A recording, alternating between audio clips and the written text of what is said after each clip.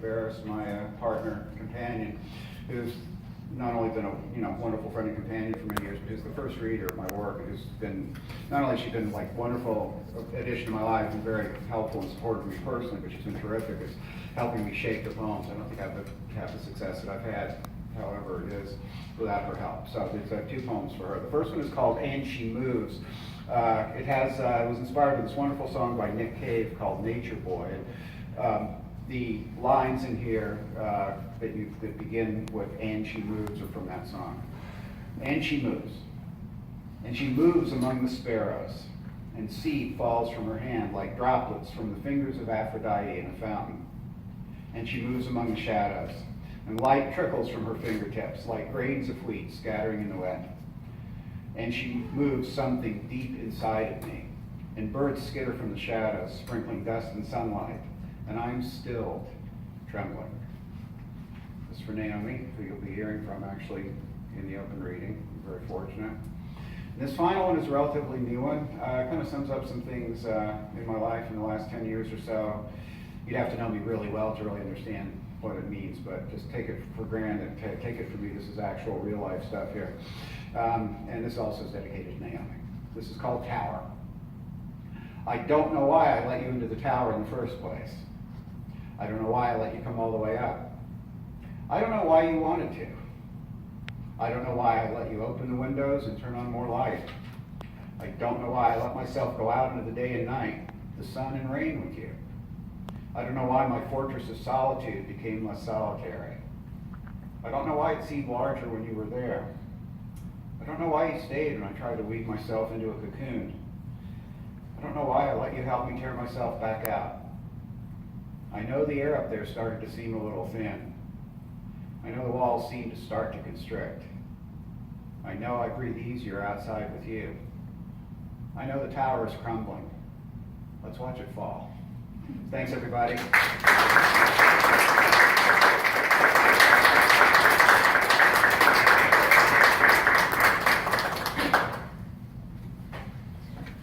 We just realized something, which is we're actually reading geographically here, starting in Virginia, and we're about to work our way into DC and then into Maryland here, which really was truly not planned. Our next poet is Leah Maida, and she is the author of The Towers of Silence and the winner of the 2016 Reader's Choice Award from District Lit. She has been nominated twice for a Pushcart Prize and was the finalist for the 18th Annual Arts and Letters Ruby Prize for Poetry. Leah is the Associate Editor-at-Large at Plume Poetry and has been a guest poetry editor at Origins Journal.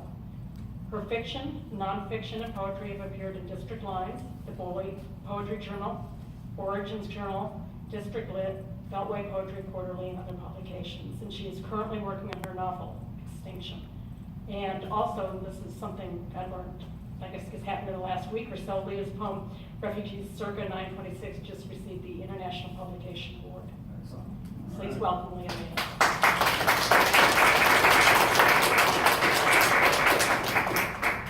Thank you. I'm so excited to be here. Thank you for this beautiful location, Mary Jo. Thank you, Lucinda, for including me. I feel really honored to be with so many wonderful poets. Marvelous work. Thank you so much. I really enjoyed our first two readers. I am a bit of an odd fish. I was born in Bombay, now Mumbai, in India. Came here in my 20s. I've now lived in the DC area since 2004. So I think of myself as able and willing to write about Washington and about where I come from, which is my ancestry goes back to Iranian immigrants that came to India fleeing Islamic conversion in the 10th century. And so the poem, Refugees Circa 926, kind of gave it away a little bit, talking about the date. When I first read this poem, I didn't tell anyone when it was meant to be set, and most people thought it was in the 20th or 21st century, but it's actually, over 1,000 years ago. And I've always been sort of interested in contextualizing my work in sort of movements. I see them around me. Bombay was an interesting place. It goes back about 2,000 years, but over the years it was colonized by different people, and so the Portuguese came in the 1400s and bought Bombay, so to speak, colonized it, and then sold it as dowry to England in the 17th century. So some of these references do come up in my work. I'm going to start with an old poem, Refugees, circa 926, old as it starts in the past, and then I'm going to come back to Washington in some of the later poems I'll read. Thank you. Refugees, circa 926. The boat is too small for so many, and only the twin babies sleep, drunk on milk and swaddled tight, rocking against their mother as the men row hard into the familiar waters of the Gulf of Hormuz for the last time. The starlight on the receding mountains dimming fast until what is left of this new moon night is the abiding light from their holy fire, fed carefully by their priest with sticks of sandalwood pulled from deep in his white robes as he looks east into the black Arabian Sea. All the joy and blood that have come before already turning to milk, he counts how many generations it takes to go from conqueror to refugee. Gold bangles ring out as the baby girls are given to their grandmother, then great-grandmother, and passed back to their mother, 17, back erect, hair like molten copper, fawn brown eyes flecked with green, hiding tiger, quick to anger, as quick to forgive, the everyday abuses girls seem not to know they carry.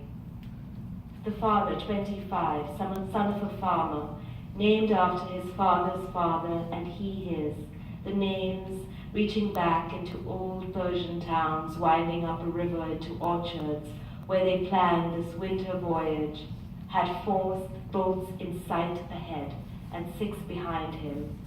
But now they are hidden by night as they row with speed, the wind still, the vessels arrows through the air.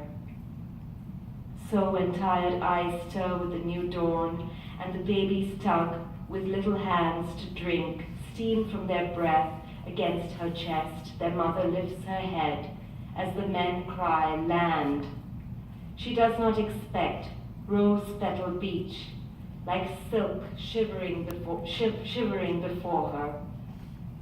She pulls herself to her knees to look at this land at the water's edge that shifts and stirs as if it is made of wings, disturbed by the coming of her people, only to gasp as flocks of long-limbed flamingos rise up into the sky and scatter, revealing a sanctuary of white beach.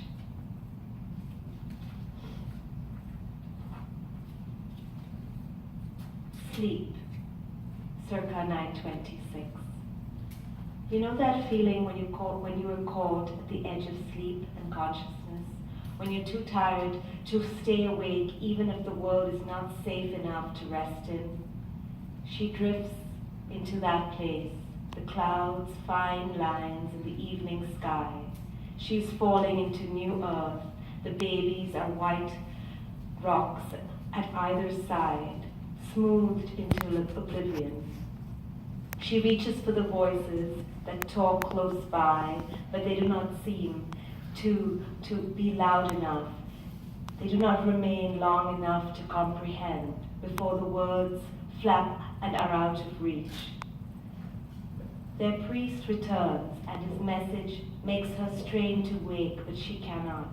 Grasping for his words, she keeps dropping them, thuds, unbearably heavy stones, on the floor. She does comprehend, though, that they may stay.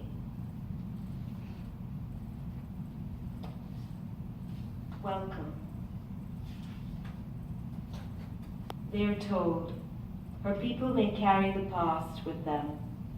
Every building, every word, even God, but they may not give it away to their new country. They can remember, but they may not feed their old stories to their new neighbors, as if they are the true God's food. They say, though there are many gods here, respect ours, but do not give us yours. They are told, keep your stories whole, but separate.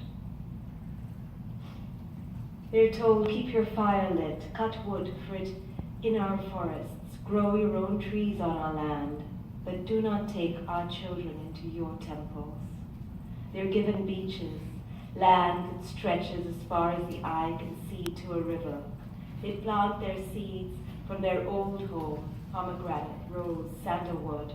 The local builders sit with them and plan homes. The sea is rich with salmon and mackerel. Dolphins call in the evening light. They teach the locals how to build better boats and plant orchards and flowers like their Persian gardens. They flatter their new countrymen and add Krishna to their makeshift altars as they dig wells and chop wood. The Portuguese arrive with Christ. They take him in, worship the old gods, indulge the new. Their fire burns quietly, does not feast, it does not spread. They keep their promise. For centuries, their numbers are small, then diminish. They have been too modest. Is it the price of real civilization? So the community that continues from these ancestral Persians is called the Parsis in India. They're not the Farsis, but the Parsis. And there's 80,000 people of my ancestry left in the world. It's a very small tribe of people with a very specific culture. And then my mother remarried and came to the US in 2003, and I followed her. And this poem sort of brings me back into Virginia, into the place where she lives and where I live now, and it's called Mother's Day. I've traveled 8,000 miles with you from a small apartment at the edge of the water in a city piled high into the sky.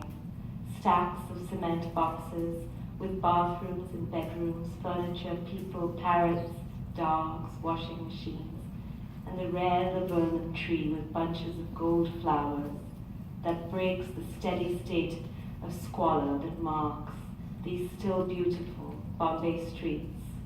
To neat Virginia suburbs, where in the spring, white lace bare trees make the world seem perfect. No underlying hint of violence or suffering to mark what is coming for each of us. When you think of me, irritable, homesick, carrying my burdens badly, burying my laughter deep, don't forget that I see a red cardinal darting across a brown garden, a piece of blue sky, an orange sunset over a wide river. When I think of you, lonely, too attentive to end of days TV that keeps you connected to the outside world, don't forget that I see the laughter of generations in your heart, in languages so old all human secrets are safe with them, turning yellow and crisp and stale with underuse. There are many things that make a life. One of them is love, the acceptance I have of you. But what of laughter, Mother? Will it not help when it is the end and there is nothing to mask what is coming for us? What will abide if my children do not know our language and cannot laugh with us at our old family jokes? But then I look around the room and see my children laugh a lot anyway. Like wild flowers, they find a crack in the concrete to burst out and reveal that the time has come to forgive myself for what we have lost and learn again to live today in a new country with pear trees. I've been exploring the idea of race and gender from a non-sexual perspective, trying to think of the body at rest. And I have a series of nudes that are not sexual, that I will read a couple of poems set in DC. I'm kind of interested in how DC has segregated itself geographically, the physical aspects of the city, and how the old Roman city around the capital is colored a certain way, the colors of the stone, how it's sort of pale and white. And so these two poems kind of work together to show the Roman city and the city of that we think of as the aspirational city against the poor city that lies on the other side. 4th Street Plaza, National Gallery of Art, Washington, D.C. The child kicks off her sandals, breathing in the wild summer. Hot cobblestones beneath her smarting feet, she races down into the empty plaza toward fountain and glass, throwing off cotton dress and her underwear. Water flecks her 4-year-old belly.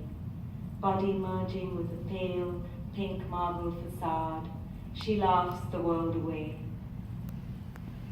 Eyes ripped with fury, the guard rages. Put on her clothes or I'll call family services. He points east. It's just there. Her father slips the dress back on the glistening child, a fawn confused by this water hole, curious that these teeth of glass are skylights lighting a concourse beneath her feet. She walks on the roof of civilization. Courthouse, Washington, D.C. Before words, there is body, the breakout scream of life, a child born. The body demands food, seeks comfort, likes to be clean. Before words, there is laughter. East of the Roman city, a man is standing trial for repeatedly putting his naked baby under scalding water to clean him. Skin separates from skin with second-degree burns, the fluid-filled blisters changing the surface of the city. His frustration runs like the coils of the freeway that divides the city, east and west. Walls of concrete set up barriers like the silt in the river, barely deep enough for bloated catfish to swim, as the cancer spreads under fins inside brain.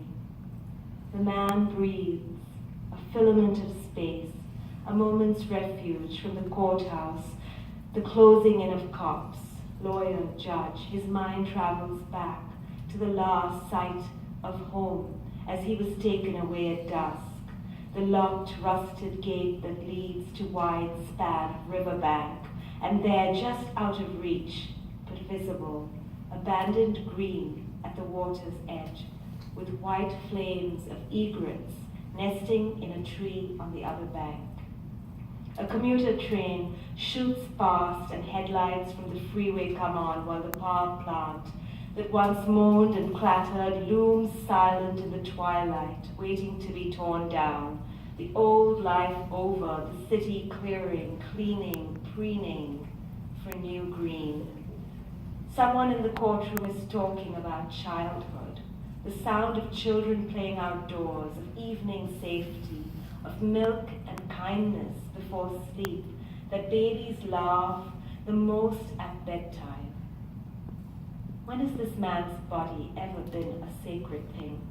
It remembers everything but laughter, swallows disappearing into the evening sky.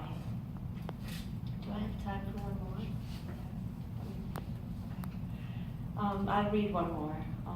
This is also on the Anacostia, so you have the last poem was on the Anacostia River, which is, if anyone hasn't been, it's the most amazing place to go. Black dog on the Anacostia River. Suddenly alone, she runs down the hill, through Japanese gardens in search of signs that will tell her she's home in this new life, in this American city, 10,000 miles away from her own choking Arabian Sea.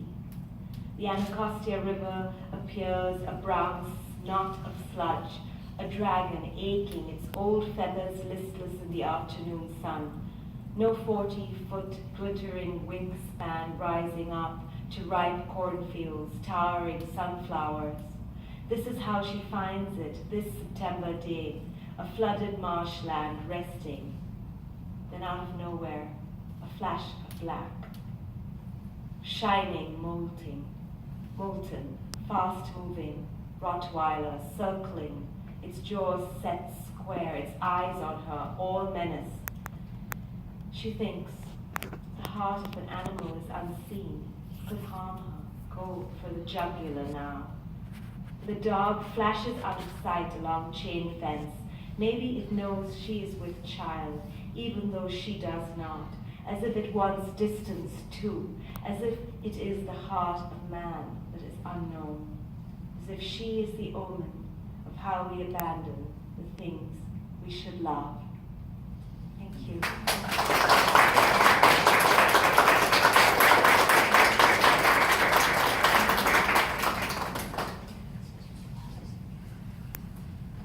Our next reader will be Donald Illich.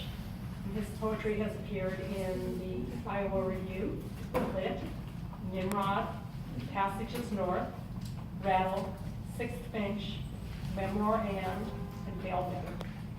He was recently selected as a finalist for the Goldway Press Open Readings and for the Washington Writers Publishing House Poetry Contest. He has been nominated several times for a Pushcart Prize and received a scholarship from the Nebraska Summer Writers Conference.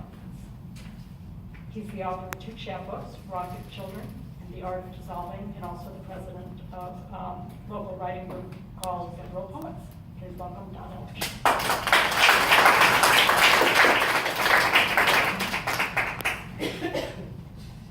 Wow, it's been great to hear everyone so far. Like to thank Lucinda and the gallery for hosting this poetry reading. I'm probably not going to have a lot of in-between poetry chatter, but this particular one is an old poem, and it kind of fits with, I'm sort of dedicating it to NIH tonight. So it's called The Ad. Single-celled organisms seek sane, must have thin permeable membrane, no fatties, enjoys proteins, nucleic acids, basic elements, and minerals. Kinky, like splitting apart into separate beings. Interested in long-term relationship leading to evolutionary development. Gills, legs, scales, fur, skin. Brain that thinks, feels, suffers greatly, loves badly, hates well. Find me in hot pea soup of life. I'll be wearing a bow tie, pseudopods raised to the sky.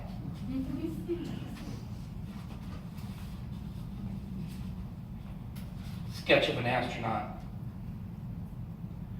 A man in a spacesuit can go far in this little town, shaped for farmers and teens with buckets of turnips, who throw them off trucks at crowds of children. He has his own source of oxygen, so the smoke of Cuban cigars at the lodge or the gray clouds over the daily book burnings don't tear up his eyes or roll him over into a waiting line of coffins. Making so much of his big leaps at hopscotch, he plants flags in housewives' petunias and plays golf among the asphalt potholes. Disappointed, the ball skips across lawns and fails to soar. When he chaperones the prom with our youngest teacher, he buzzes his words through a white helmet, dwarfs her hands with his insulated gloves, and doesn't feel the hot pink lipstick through his visor. The neighbors find his boot prints, large steps for a man at 2 a.m. outside their launch pads, where the astronaut creates explosive sounds with his mouth inside space cars that won't fire. Before he leaves, he sits in a chair at the ladies' auxiliary, who a week ago drew their first naked man. No matter how much they plead, the suit stays on. Around his massive head, they sketch the stars.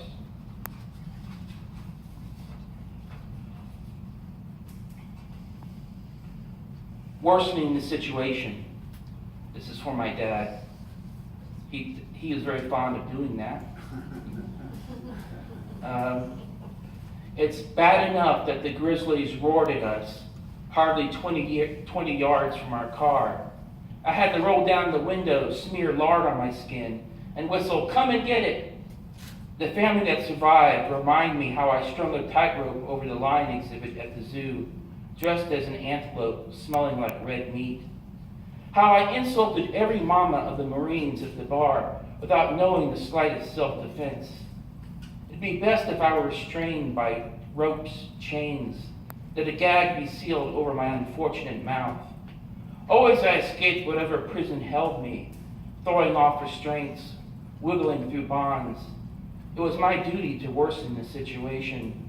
My brain always had another good idea.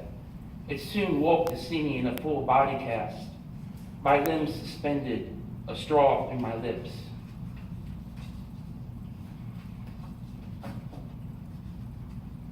This one could be for my parents, my dad too. They always used to tell me all kinds of stories that were completely untrue. It's called gravity. My parents used to tell me that gravity turned off at night, that everyone floated in their night clothes, bouncing against the walls of their rooms, sometimes flying out the window. When someone woke up like me, everyone returned to their original positions, snoring as if nothing had happened. I don't know why they told me this except to screw around with my imagination, to keep it working in a useless direction. Even now at 3 in the morning, I try to catch my wife hovering near me, with the books and shelves above us bobbing near the ceiling. I sometimes have the feeling I was the one whom gravity abandoned, that I'm the loose person who will stick to neither a job or a life. No one tells me though. They watch me rise like a balloon, sending darts toward me, waiting.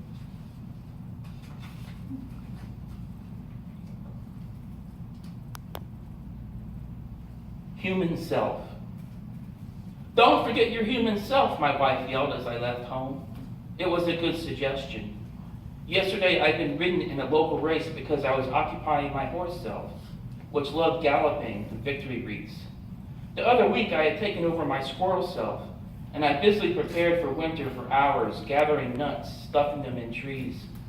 Today would be different though. I'd live like I was born, like I had opposable thumbs, like E equals MC squared, like the light bulb, like indoor plumbing. I didn't become a coyote to run after other dogs, or hang off branches a sleeping sloth. I drove my car through a wilderness road where animals called to me from every thicket. I pressed the gas, fled deeper into the city, where the parking space would magically open, where I breathed in exhaust, heard the racket of buses, the sweet noises of human life. This one's a little darker, so it's called Smoke. The days I was on fire, it never rained. I turned to smoke, spread myself across the valley. Smothering people, stinging their eyes, I regretted what I had become. Soon I spread out so far I had disintegrated. I woke as a boy again, playing with matches. I struck one after another, seeking the spark.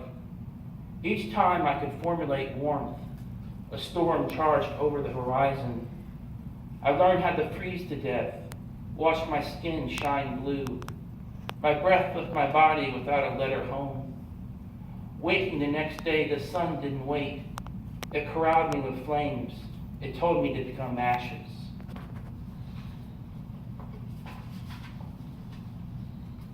I'm going to read 2 poems.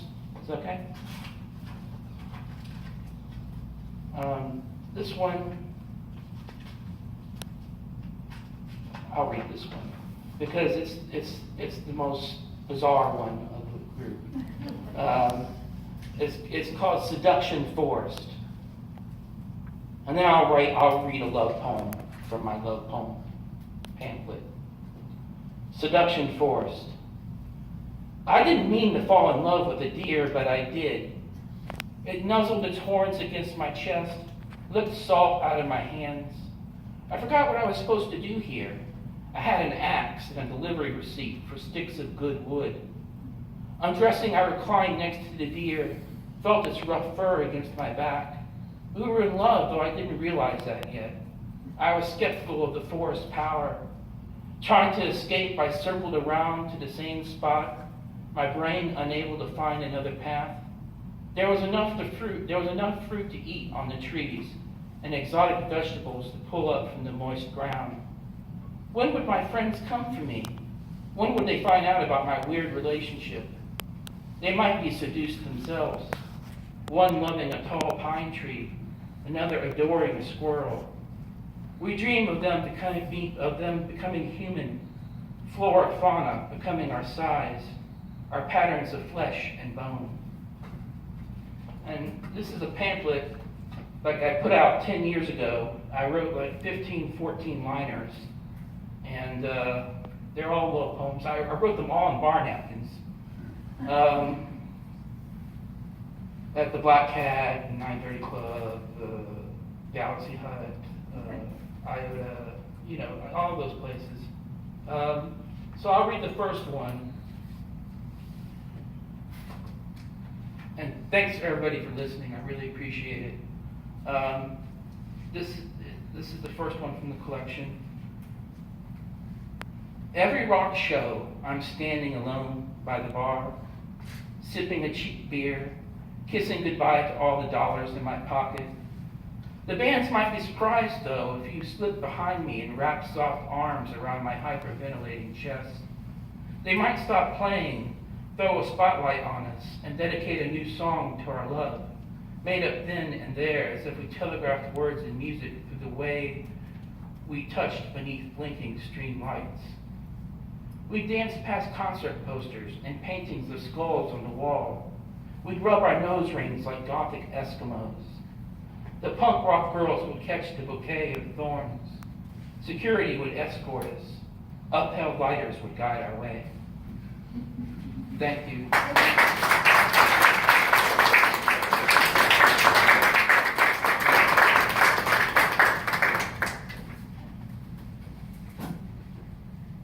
We finally get down to the end of the line here. Except maybe we're going to come back around before we're done here. Serena Agusto-Cox is a pushcart nominated poet as well. She's a freelance editor, book reviewer, entrepreneur, and blogger.